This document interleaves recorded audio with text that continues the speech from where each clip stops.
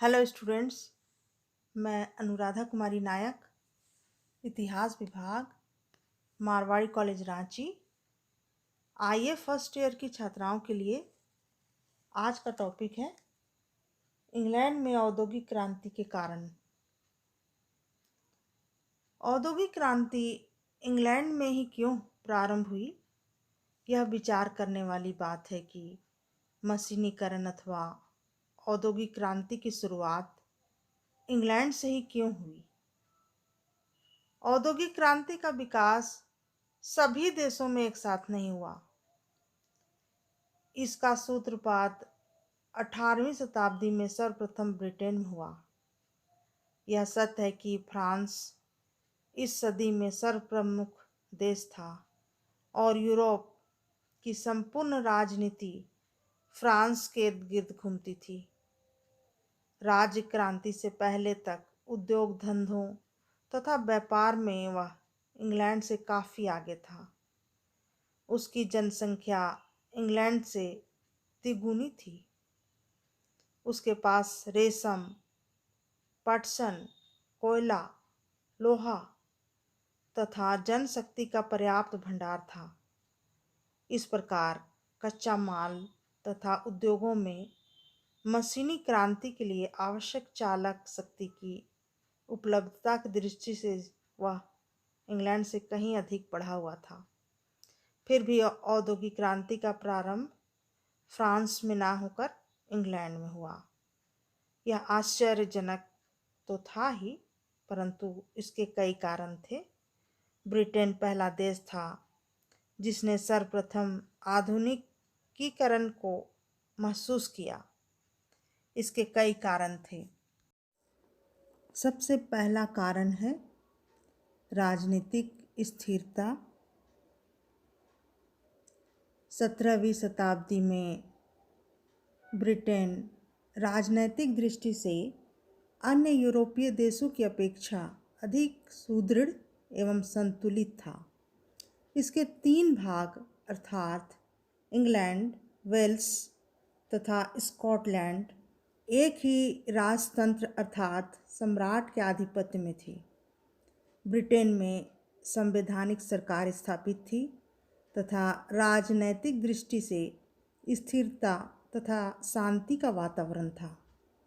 संपूर्ण राज्य में समान कानून व्यवस्था, समान मुद्रा प्रणाली और समान बाजार व्यवस्था थी। बाजार व्यवस्था स्थानीय प्राधिकरणों के हस्तक्षेप से मुक्त थी। स्थानीय प्राधिकरण अपने क्षेत्र से होकर जाने वाले माल पर कोई कर नहीं लगा सकते थे। निसंदेह राजनैतिक स्थिरता ने औद्योगिक विकास को प्रोत्साहित किया। अब हम देखेंगे दूसरा कारण, इंग्लैंड की भौगोलिक स्थिति। इंग्लैंड की भौगोलिक स्थिति उद्योग धंधे के विकास के अनुकूल थी। इंग्लैंड की भौगोलिक एवं प्राकृतिक विशेषताओं ने भी औद्योगिक क्रांति के सूत्रपात में पर्याप्त योगदान दिया। इंग्लैंड एक द्वीप है जो चारों ओर से समुद्र से घिरा हुआ है। इसका कोई भी भाग समुद्र से बहुत अधिक दूर नहीं है। 18वीं शताब्दी के आरंभ में ही इसने जल मार्ग विकसित कर लिया था। 1724 में इसके पास लगभग 1100 मील लंबा जल मार्ग था। देश के अधिकांश भाग जल मार्ग द्वारा नदियों से जुड़े हुए थे जिनमें नौका चालन होता था। इंग्लैंड के पास समुद्री किनारे और अच्छे बंदरगाह भी थे जिनसे ये नदी जल मार्ग से जुड़े हुए थे। अच्छे बंदरगाह होने के कारण व्यापारी एवं उद्योगपति बाहर से कच्चा माल सरलतापूर्वक मंगवा सकते थे तथा तैयार माल को बाहर भेज सकते थे। इस प्रकार नदियों द्वारा उद्योगों के लिए आवश्यक कच्चे माल के आयात और निर्मित वस्तुओं के निर्यात की सुविधा थी। यह औद्योगिकीकरण के लिए आवश्यक था।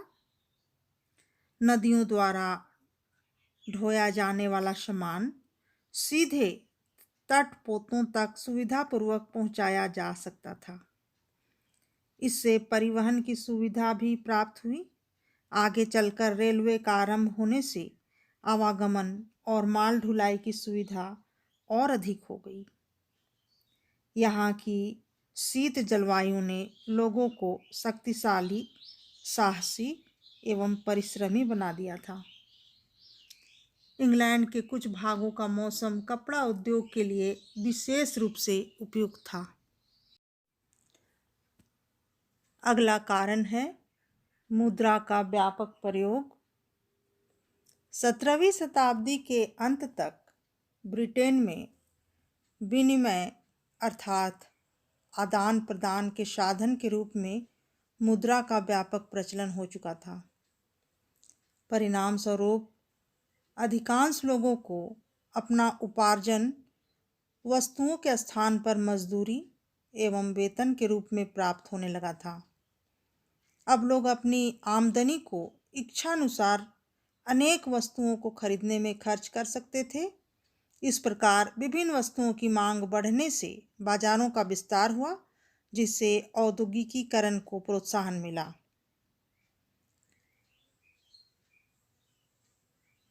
अब हम देखेंगे सस्ते श्रम की उपलब्धि।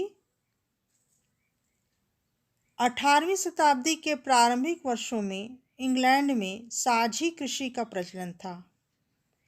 प्रत्येक गांव के पास 3-4 बड़े बड़े खेत होते थे। गांव के प्रत्येक परिवार को खेती के लिए इनमें से प्रत्येक खेत में भूमि के टुकड़े प्रदान कर दिए जाते थे। 18वीं शताब्दी के अंतिम वर्षों में इंग्लैंड में महत्वपूर्ण आर्थिक परिवर्तन घटित हुए, जो कृषि क्रांति के नाम से प्रसिद्ध हुए। कृषि क्रांति के परिणाम स्वरूप बड़े बड़े जमींदारों ने अपनी भूमियों के आसपास के छोटे छोटे खेतों को खरीदकर बड़े बड़े बाड़बंदी वाले फार्म स्थापित कर लिए। इससे अपनी जमीन बेच देने वाले छोटे छोटे किसान भूमिहीन मजदूर बन गए। भूमिहीन किसान एवं गांव की सार्वजनिक जमीनों पर अपने पशु चराने वाले चरवाहे तथा पशुपालक आजीविका उपार्जन के लिए अन्य काम धंधों की खोज करने के लिए विवश हो गए।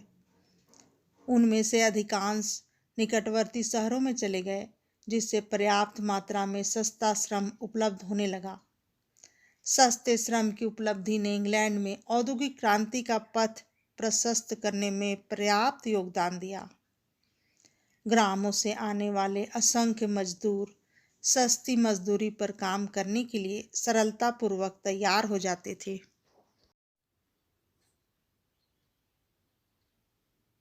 अब हम देखेंगे जनसंख्या में वृद्धि।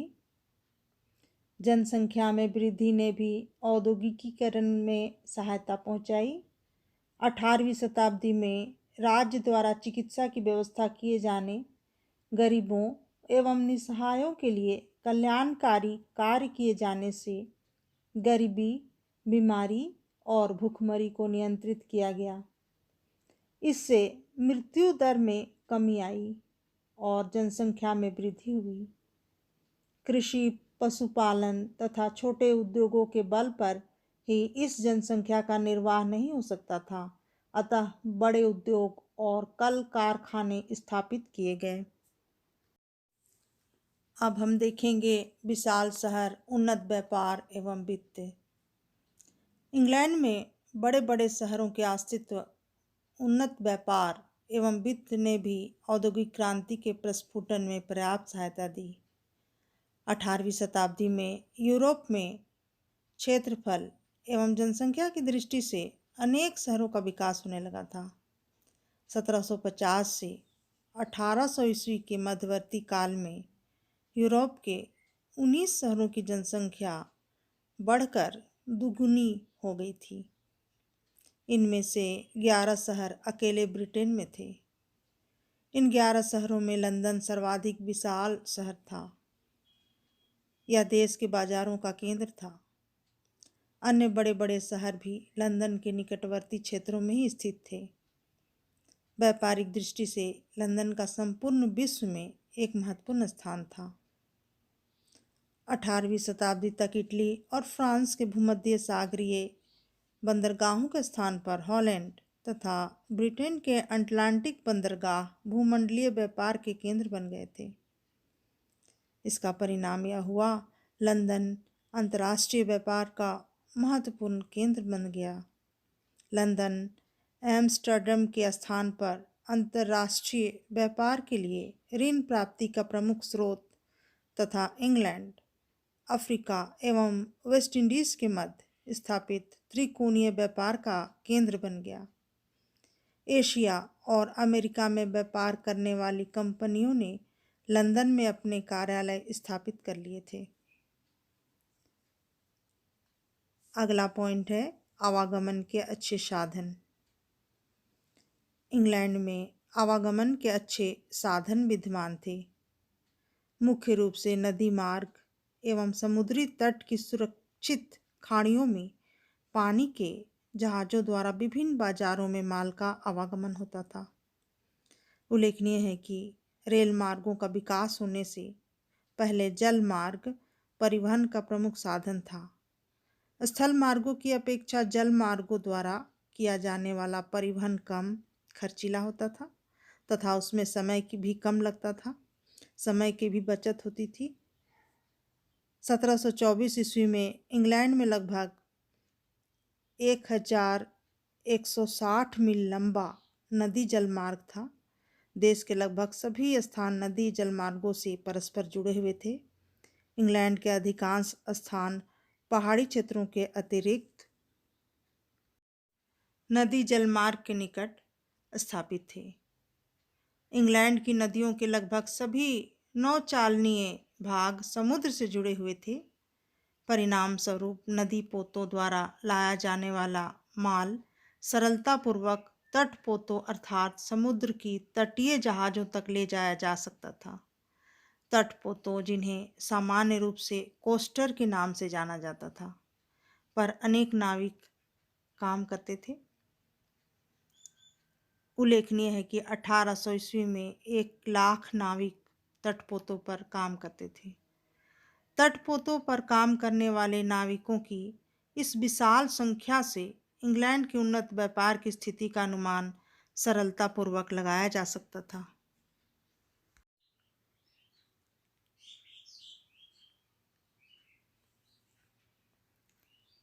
स्टूडेंट्स, आज के लिए इतना ही।